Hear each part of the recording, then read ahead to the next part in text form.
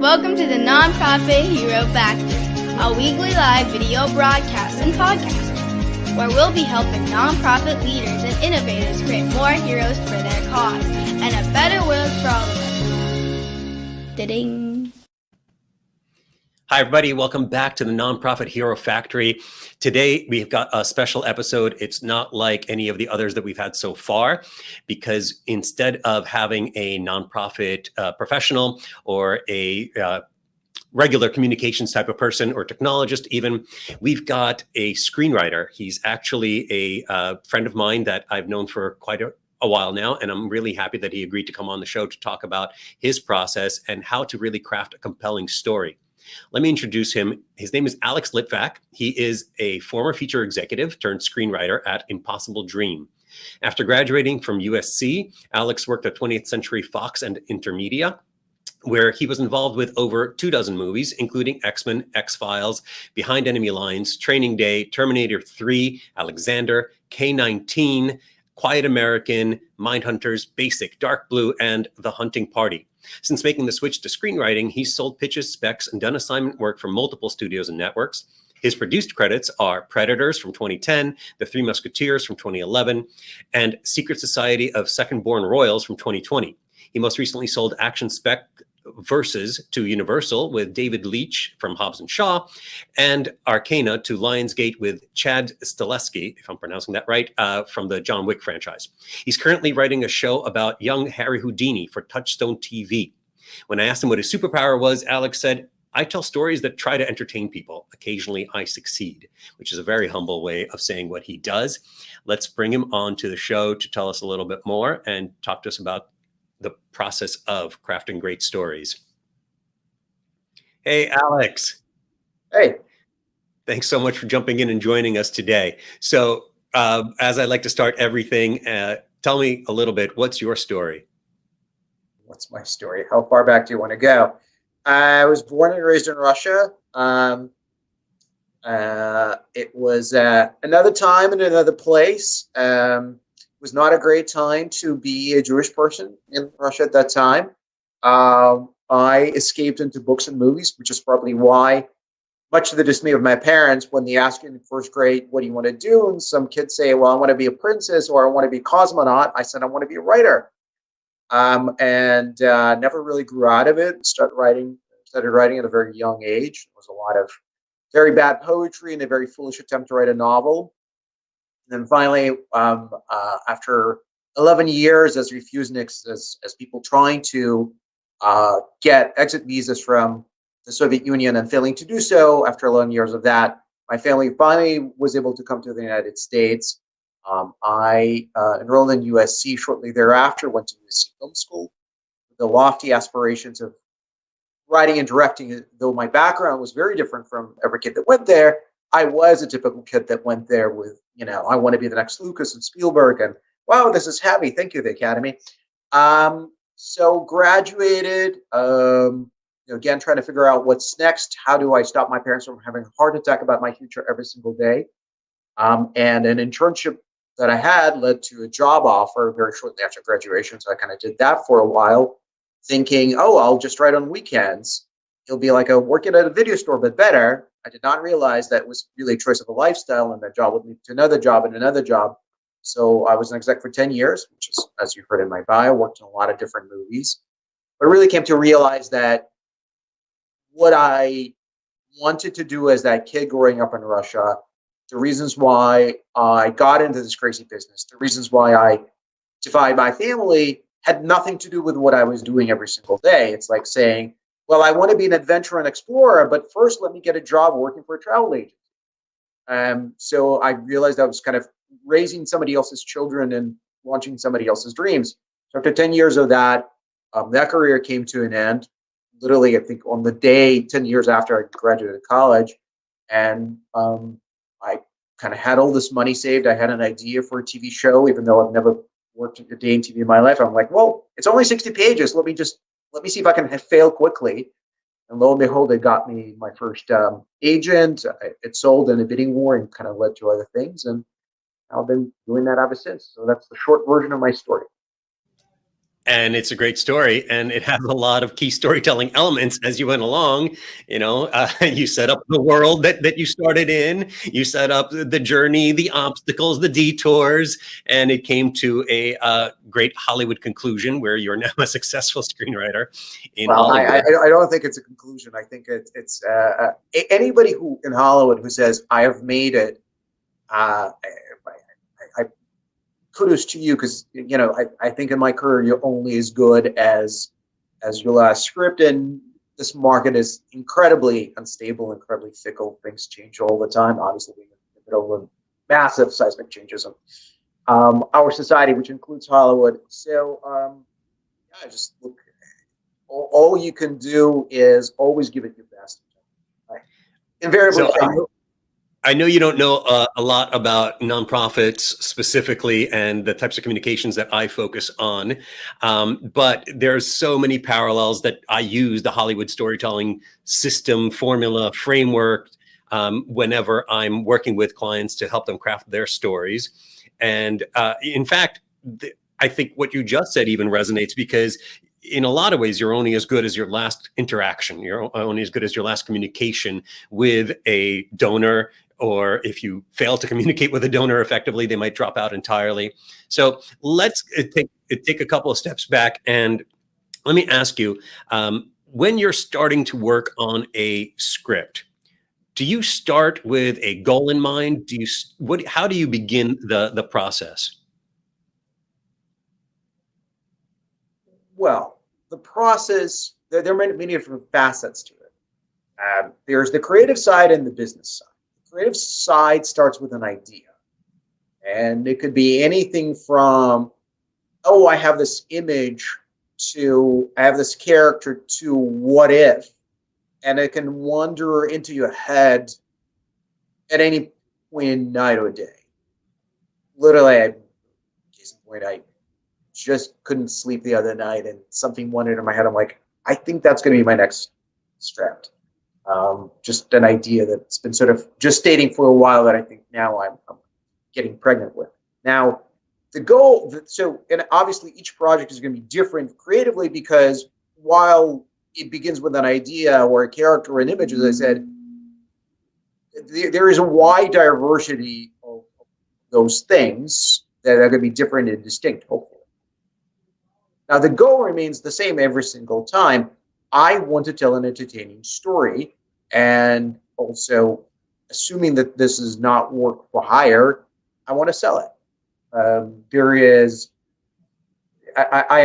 not a starving artist. I'm not a fringe painter or a poet. I serve marketplace where I'm always trying to be mindful of what the buyers are looking for and who the audience is.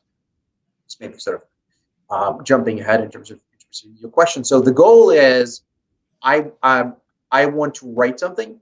I want to finish it. I think a lot of young writers, and myself included when I was starting out, and I suppose it might apply to business enterprises also, you start something, you don't finish. Writing a script is very much like running a marathon. I don't care if you're incredibly fast or slow, but you got to cross the finish line. At the end of the day, you've got to finish the race. So my goal is to finish the race. I don't need to be the fastest runner, but it needs to be, a reasonable amount of time. I don't want to take 3 years writing something. So I want to start it. I want to finish it. I want to finish it in a realistic amount of time. I want it to be good, and I want to sell it. So these are my goals. Beyond that, I don't think of, and I want to win an Oscar for it, or I want this to win $1 billion, because those things are way beyond of my control. As I've learned, and look, you see that there are 3 credits there. There's quite a gap between them. And I can tell you that in the gap between them, leading up to some of my produced credits, and between them, I've sold a zillion of other things. There's some that almost went. There's some that have gotten calls, like huge actors attached, and those things are completely beyond control. The stars have to align. The corporate mandate has to be such. that they want this piece of property, this IP on their slate. That is not something you control. What I control are the words on the page. So let me hone in a little bit more on how we're going to be able to help nonprofits with these processes. So you did say in there that you look for when you start working on a project, it starts with an idea, it starts with characters, but you're also thinking about where is this going to land? Where is this going to go? What are the potential channels, if we could call them that, or distribution avenues for this type of project, right? And each of those is looking for different things at different times, I'm assuming. So if you're writing for Disney, as your last project that I really enjoyed watching, versus if you're writing for a movie that's for a studio that's looking for something more gritty and sci-fi, like say Predator, then Predators, sorry, the plural, then you're gonna, how's that gonna affect the way that you plan your story and craft your process? Well, the process doesn't necessarily change. Although each studio may have a different internal process, like what you were talking about was work for hire. Disney was very outline intensive and much more stringent in terms of brand awareness. And Fox was less so, but that matters not. At the end of the day, the process is what the process is. There's a different set of expectations that comes with every genre and every job. One is an action movie, so there's a certain number of action set pieces you need to have. There are you're really laying very heavily on, particularly something like Predators, on the mythology, so servicing the fans. Whereas the Disney thing was family, so it's much kinder, gentler, but also there wasn't a mythology that came with it. So you're kind of creating your own mythology. At the end of the day, look, with every story, you ask yourself the question, why do you care? Why do I want to invest in these people, in this experience with a space of an hour and a half, 2 hours, 3 hours, 3 years, 5 years if it's a TV show? But at the end of the day, why do I care? Really fundamental. And at the same time, why should the audience care if you're writing for a particular genre, So I write for the audience of one and the audience of many. What do I mean by that? Is I need to care, because if I don't, that's going to show in the product.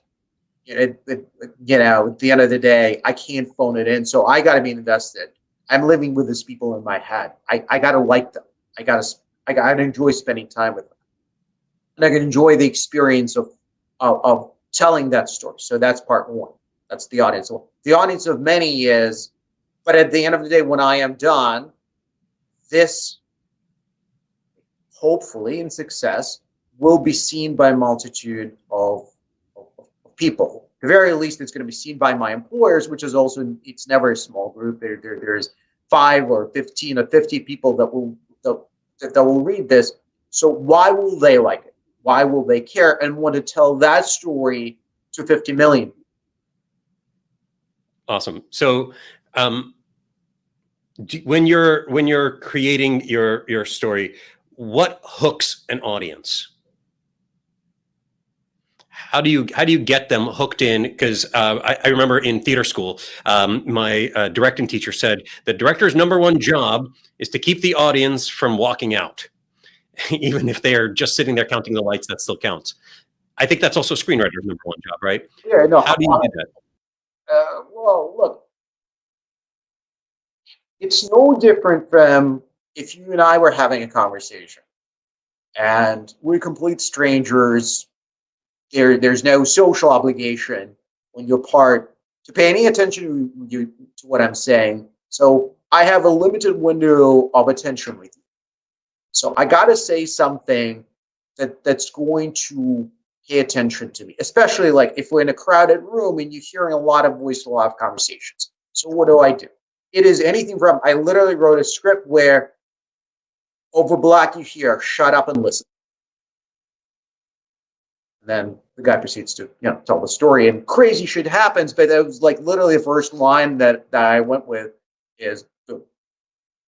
There is another script that I started with: forget what you know, forget what you think you know, forget it all, and come with me to the time there is no more. And sort of, it's just like, it is, you're being taken somewhere.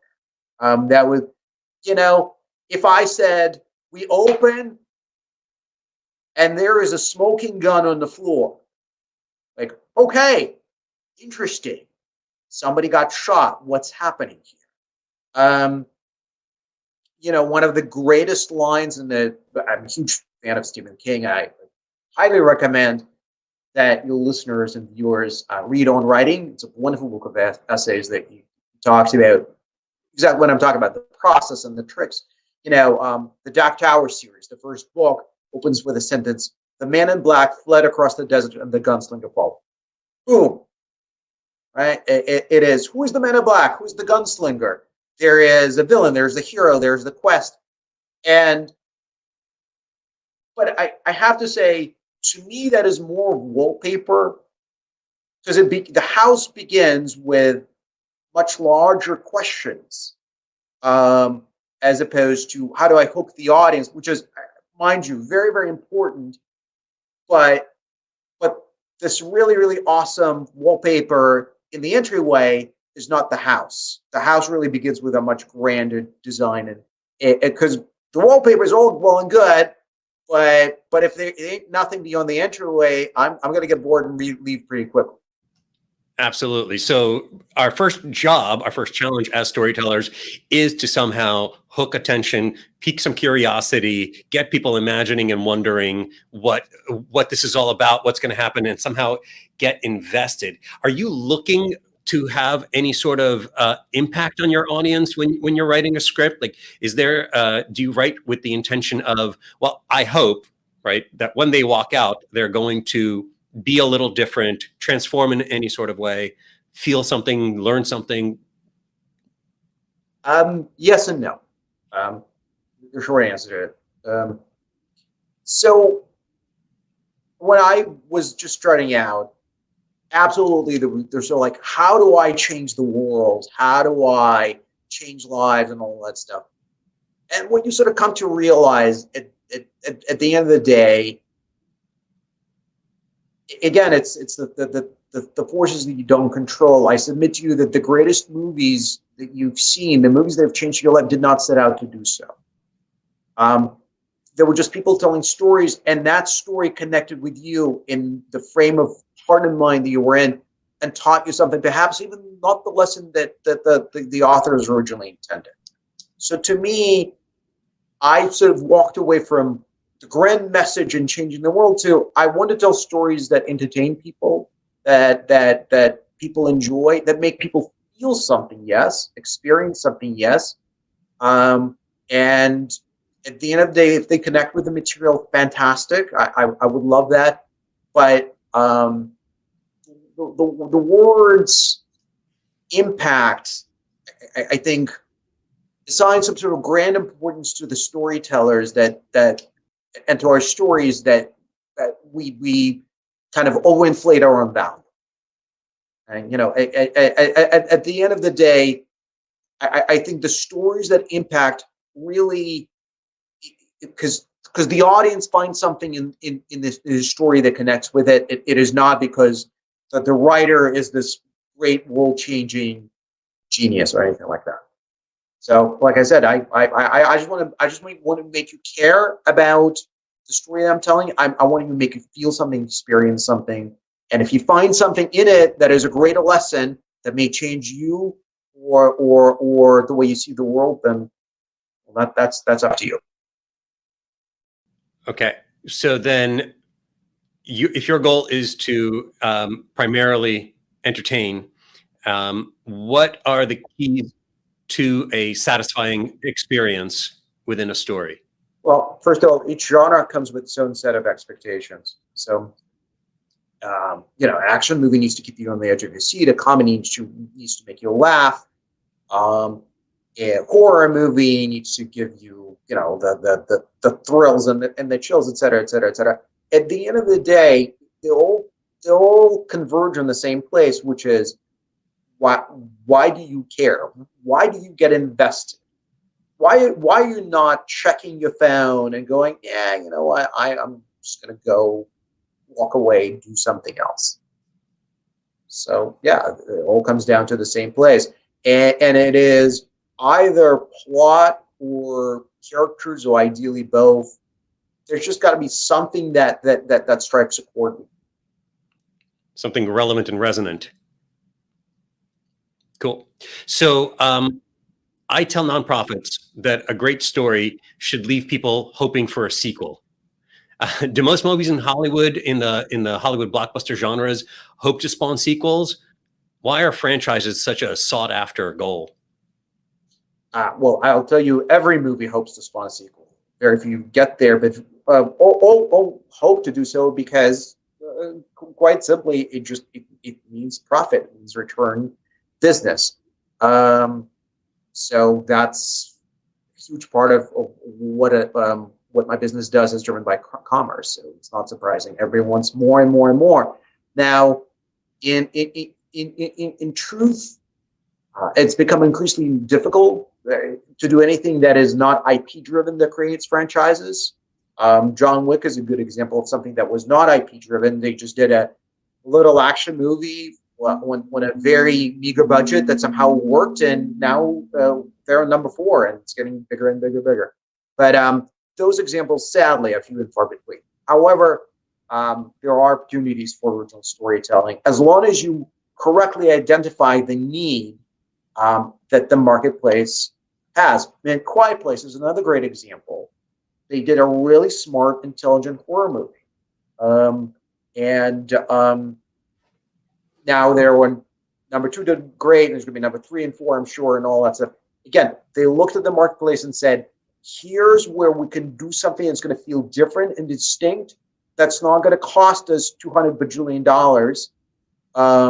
but we can do it and do it in a really interesting, intelligent fashion. So I feel like there's always going to be room for that. So the idea to me there is that when you tell stories that people do connect to, that people do love, then they're going to be looking for the sequel. They're going to be hoping for a sequel, right? How many times have we seen fans disappointed because Netflix or something canceled the next season or the sequel to a particular movie, or vice versa? Fans rise up and demand something, and the studio behind it responds and says, okay, fine, we'll do it because you guys want it. I think there's a similar effect in nonprofit communications, in all communications really, where when you tell a good story, you're going to leave people wanting more in one way or another. And while in Hollywood they might pay to go see the movie and therefore vote with their dollars, in the case of nonprofit, they might want to pay you back for the good that you're doing out in the world and the story that you just told them by donating more. I get asked all the time, how long should a story be? How long should a video be? How long should a story be? How would you answer that question? Well, in my line of work, there are much stricter guidelines in terms of page length, certain length for TV shows, certain length for a feature. I don't think that quite applies to you guys. Well, there is I know that a feature is anything, if it hasn't changed, anything longer than I think it was 84 minutes long, but it could be up to 3 hours long. How do you decide how long to make your movie? The script has to be no longer, and some studios have their own little requirements. Give or take 120 pages. I've done 123. 130 becomes egregious. So look, there are places that you turn in 130, they're going to give you no cut. Television, like early 60 pages, 63, okay-ish. Beyond that, really pushing it. Half hour, shorter than that. Now this is very specific requirements of my work, so let's take a step from that.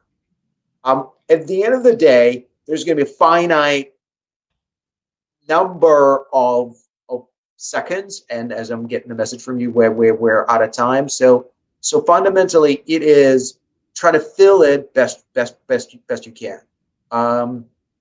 Fundamentally, we also live in a world where there's too much content, so the shorter you can make something, you're talking about a video, 3-4 minutes, get the gist of it. We have an expression in my field which is called the elevator pitch, which is if you were taking the ride in the elevator, going up or going down, and you only have an attention of somebody for a very short amount of time, how would you distill the story to its very basics?